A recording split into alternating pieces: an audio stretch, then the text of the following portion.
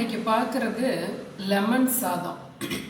Lemon சாதம் நம்மளோட பாரம்பரியத்தில் குடும்பங்களில் ஒருத்தர் 2 பேருக்காவது ரொம்ப உசுராக இருக்கும். இந்த லெமன் சாதத்தில் பெரும்பாலும் தப்பு பண்ணக்கூடிய விஷயம் என்னென்னா, லெமனில் அந்தளவுக்கு கால்சியம் அபரிமிதமாக இருக்குது.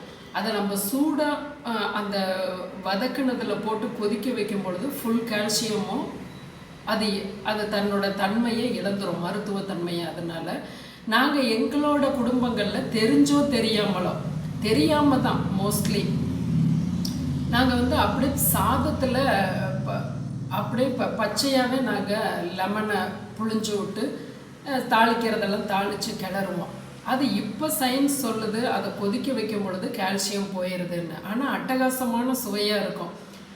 நான் கல்யாணம் ஆன புதுசில் நானும் என்னோடய ஃப்ரெண்டும் பேசிகிட்டு இருக்கும்போது லெமன் சாதம் பற்றி இப்போ கொஞ்சம் அந்த குழந்தைக்கு இனித்தாங்கிற குழந்தைக்கு கொஞ்சமாக நான் என்னோடய ஃப்ரெண்டோட குழந்தைக்கு கொடுக்கும்போது அவள் ஃபஸ்ட்டு ஸ்டாண்டர்டு, அம்மா அக்கா அருணா அக்கா செஞ்ச மாதிரியே செய்யுங்கம்மா அப்படின்னு சொன்னது இன்னும் கூட எனக்கு ஞாபகம் இருக்குது. ஆனால் அப்போல்லாம் எங்களுக்கு இந்த கால்சியம் அழியுதுங்கிறதால நாங்கள் அப்படி பண்ணதில்லை. இப்போ மருத்துவ உலகம் சொல்கிறத நம்ம கேட்குறோம். கண்டிப்பாக இது அந்த அளவுக்கு சிறு குழந்தை கூட அதை கரெக்டாக அதை பாயிண்ட் அவுட் பண்ணி கேட்டுதுங்கிறதுக்காக நான் இதை உங்களுக்கு சொல்ல வரேன். வாங்க, அருமையான லெமன் சாதம். 2 எலுமிச்சம்பழத்தை பிழிஞ்சு இதில் போட்டு கொஞ்சமாக உப்பு போட்டுக்கணும். அப்போ தான் அது கசந்து வர்றது. மஞ்சள் பொடி தேவையான அளவு போட்டுக்கிறோம். தேவைன்னா சாதத்தில் போட்டுக்கலாம். 3 பல் பூண்டு, 1 பச்சை மிளகாய், 1/4 துண்டு இஞ்சி, இதை நசுக்கி வச்சுக்கிறோம். நீங்கள் பூண்டை கூட தவிர்த்துக்கலாம். கடுகு உளுந்து தாளித்து வந்தோடனே கடலைப்பருப்பு உளுந்தம்பருப்பு போடுறோம். இந்த அளவுக்கு செவந்து வந்துருச்சு. பெரிய வெங்காயமோ சின்ன வெங்காயமோ ஒரு அரை கைப்பிடி போட்டுக்கிறோம். இந்த இடித்த விழுது வரமிளகாய் சேர்த்துக்கிறோம். வெங்காயம் 40% ஃப்ரை பண்ணோன்னு இதை போடுங்க.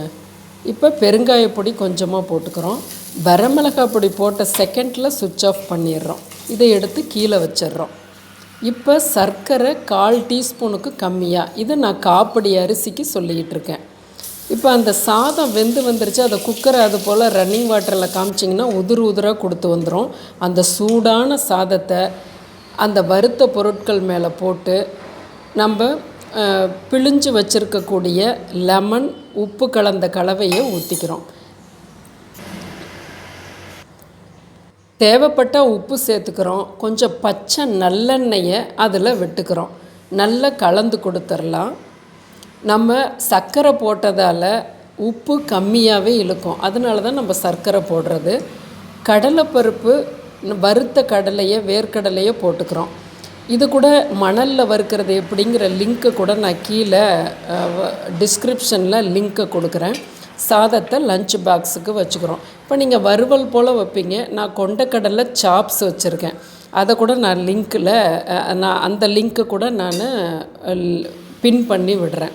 ரொம்ப அருமையாக மேட்சாக இருக்கும் இந்த கொண்டக்கடலை சாப்ஸு. ஒரு முறை இந்த மெத்தடில் லெமன் சாதம் செய்து பாருங்கள். ருசி அட்டகாசமாக இருக்கும். சப்ஸ்கிரைப் பண்ணுங்கள்.